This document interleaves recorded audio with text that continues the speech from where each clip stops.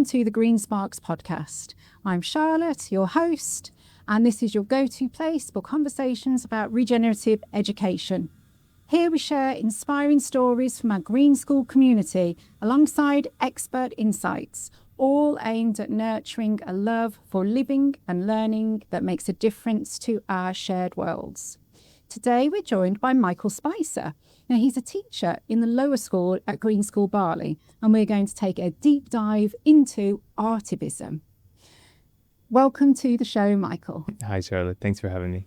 Great. Michael, we always ask all of our guests this question, and it is, who are you and what difference are you trying to make to our shared worlds? Great question.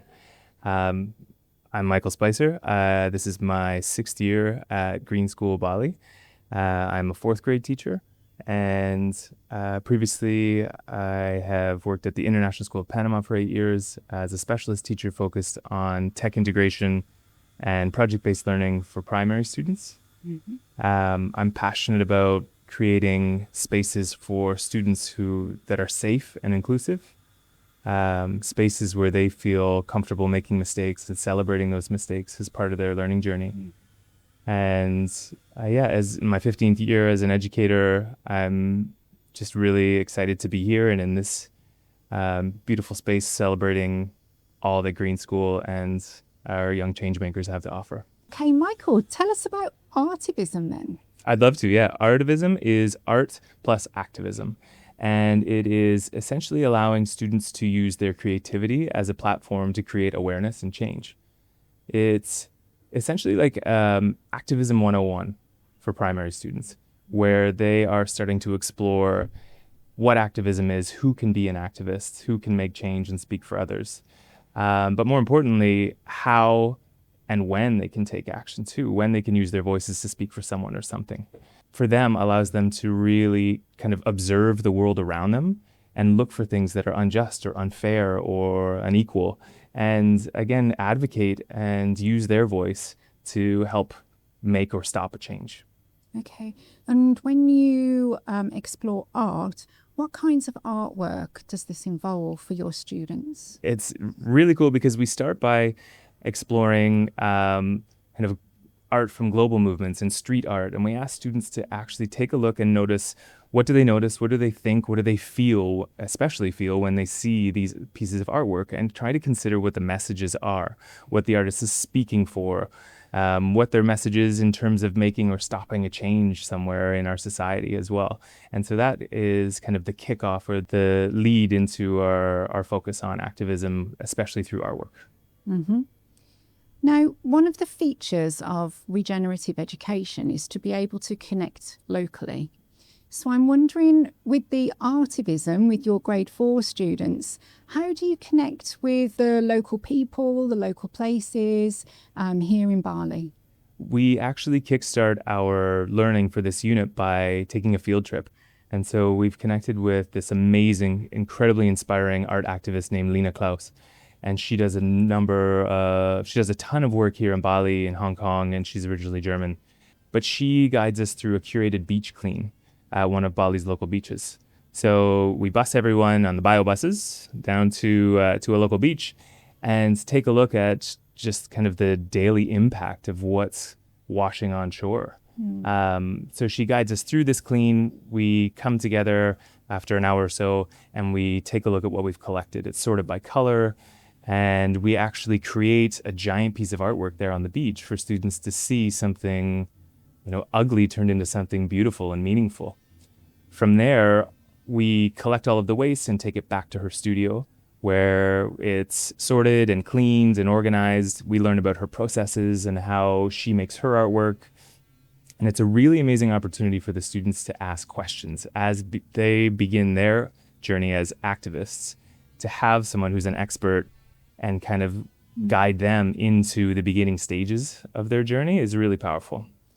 I love that. So they've got that sort of real visceral first-hand experience of the beach, of the ocean, of all of the trash that is washed up.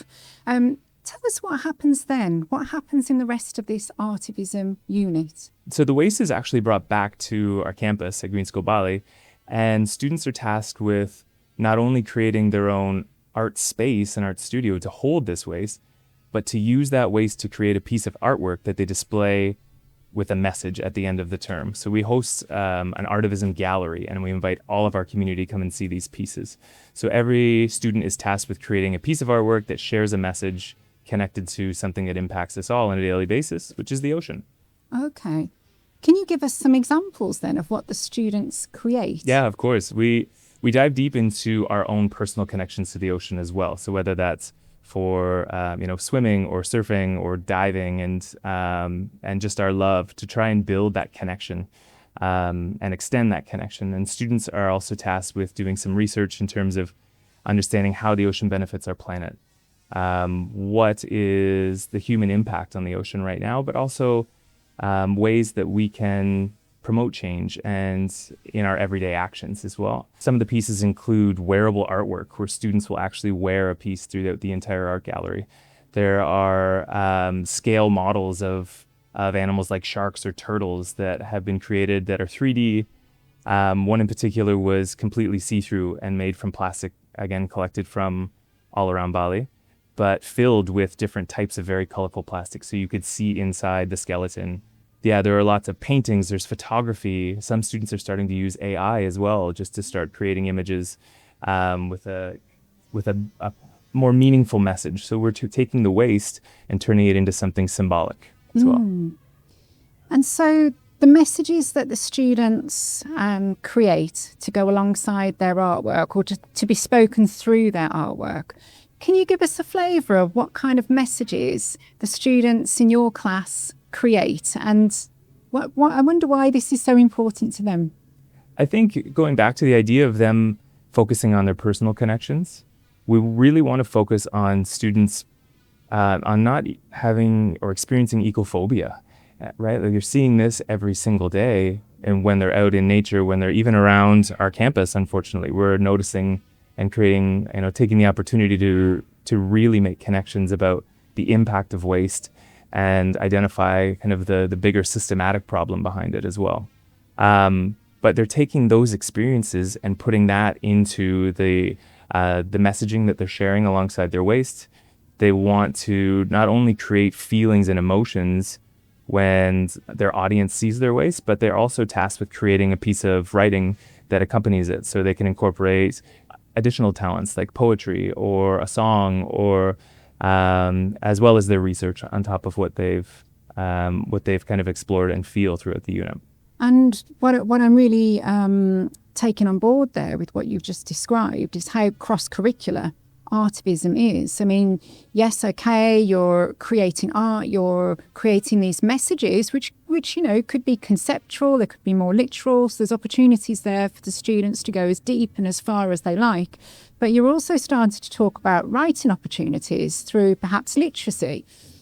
Can you give any other examples of how your Artivism unit is cross-curricular or transdisciplinary? Because I think that's really important for regenerative education, that it doesn't exist in these separated, siloed curriculum areas, but that it's kind of dynamic and bringing in lots of different areas of learning. So I'd be interested to know about that. Yeah, definitely. Initially, just to extend the connection to literacy, we also explore youth activists and how they are taking action, what their messages are, what their actions are, where they are living, and how they're contributing as well, how they're using their voices.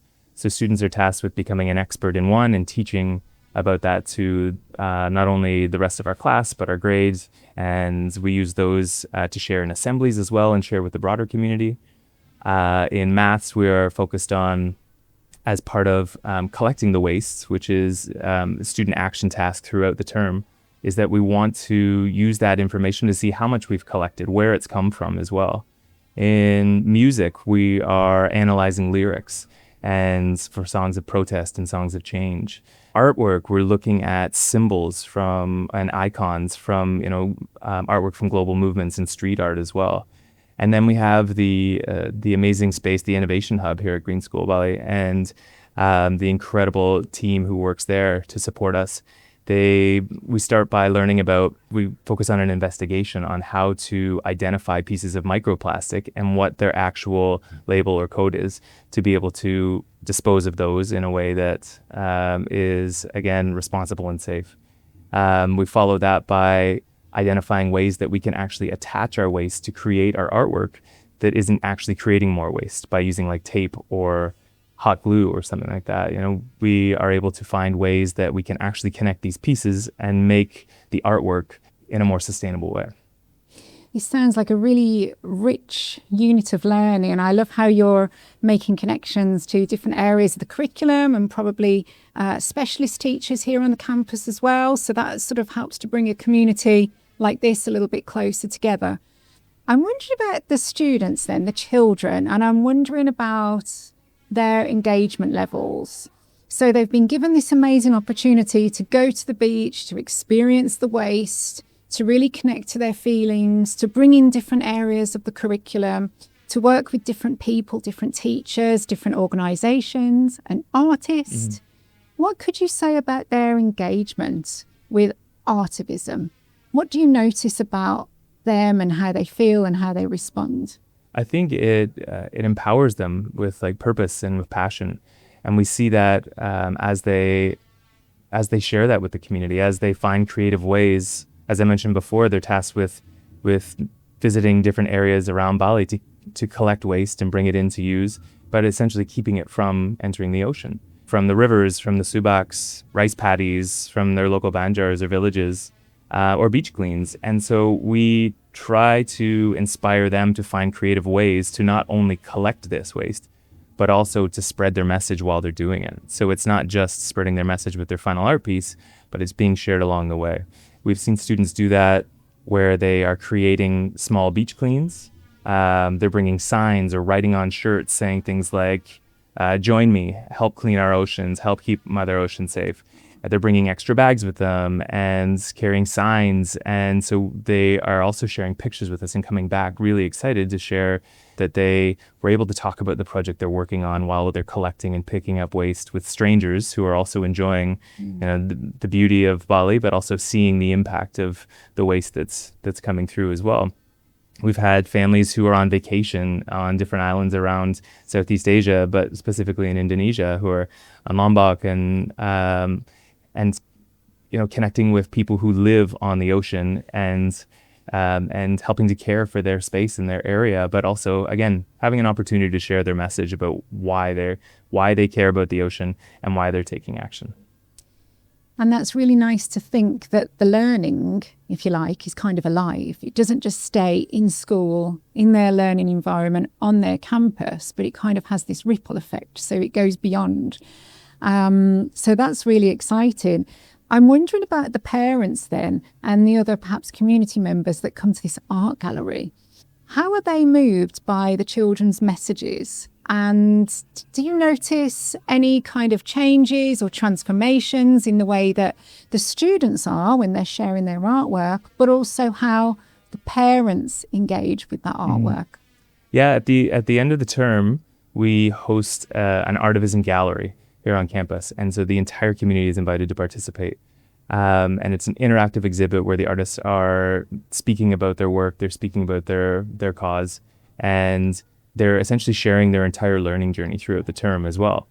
They also ask all the participants to make a commitment to how they will share and advocate for the ocean, whether it's changing a daily habit or whether it's committing to more beach cleans or connecting with some of the larger organizations like Sungai Watch or For the Ocean, and just seeing how their daily habits can be these seemingly small changes, but when they're done by so many people, make a big impact.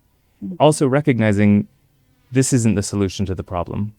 The beach cleans, the small things that we're doing right now, but it's part of a bigger problem that they are kind of scaffolding in their learning and learning how they can continue to take bigger and bigger steps as they continue to be passionate about things that they care about, things that they see that aren't fair, or aren't equal, or need to be changed. Now, you're the grade 4 teacher here at Green School Bali. And when your students go into grade 5, they are faced with footprints, which is kind of a capstone project for when the students leave primary school and they go into the middle school, and then they go on and do their quest. And then obviously the big greenstone, which is the grade 12 capstone project. I'm thinking about where you are positioned in grade 4 and how such a rich experience like Artivism really helps to equip the children with their bigger ideas about how to participate in the world, how they're gaining confidence in terms of their ecological footprint and their commitment to sustainability practices. Do you notice any of the students taking that on to their footprints in grade 5? Because I imagine if you really connect deeply with some of these issues that you're describing, then the transformation here is that it stays with you. So I'm just wondering about the sort of the sustainability of this kind of learning, and if you notice a continuation of these issues in the next year of their school life. Yeah, we have 2 classes in 4th grade, and so I'm part of a bigger teaching team, and just feeling very grateful to be a part of that, where we have so many amazing educators being able to bring their personal connections and extend kind of what this thematic unit is. And it's grown over the years, it's progressed and evolved. And I think that's what we are trying to help our students do in terms of their thinking and learning towards activism and how they can make meaningful and thoughtful change as well. Throughout the unit, again, we're talking about the future as well, not just what we're experiencing now, but also about what they could be considering as their next steps, and in terms of their footprints projects. But also over the course of the summer, there's a large gap in between their learning as well. And so how could they continue to take action, not necessarily connected to this as, it's kind of a guided focus, but what are they passionate about as individuals, and wherever they are in the world, where they could find a way to, again, continue to stand up for someone or something. And so I think it's more of helping them to kind of recognize what tools they've developed so far, and the courage and compassion, I guess, that they have built up over this unit and their experience, their learning journey so far, to continue to bring that with them to all of the new challenges that they'll face throughout their learning journey. And I like how you are really working with a changing situation, so that the learning isn't sort of fixed in place, but that actually next year there might be a different issue. And obviously with different children who have got different interests and passions and ideas for how they could contribute differently to their world. So I really like, again, the aliveness of this learning experience, that there are no 2 years the same, I imagine. No, never. And yeah, I think that's the beauty of it, is that every year, our hearts grow just kind of seeing how everyone brings this uniqueness to what they are passionate about, and to what they create, and to who they want to be. So Michael, have you had your Artivism exhibition this year already? Not yet, but we're excited. It's coming shortly after Ocean Day, World Ocean Day this June. So we're really excited to be able to launch that and inspire our next generation of community members. Excellent. Well, I will have to come along to the exhibition and see what all of these grade 4s are so passionate about. Thank you so much for being with us today and for sharing Artivism. It sounds really exciting, and maybe we've got some people listening, some teachers, some parents, some of the students who are also interested in getting involved wherever they are in their world. So thank you very much. Thanks for having me, Charlotte. Well, thank you very much for joining us for this episode of the Green Spark podcast. Please join us next time. You'll find the details below. Please follow us on the social media channels, and we'll see you next time.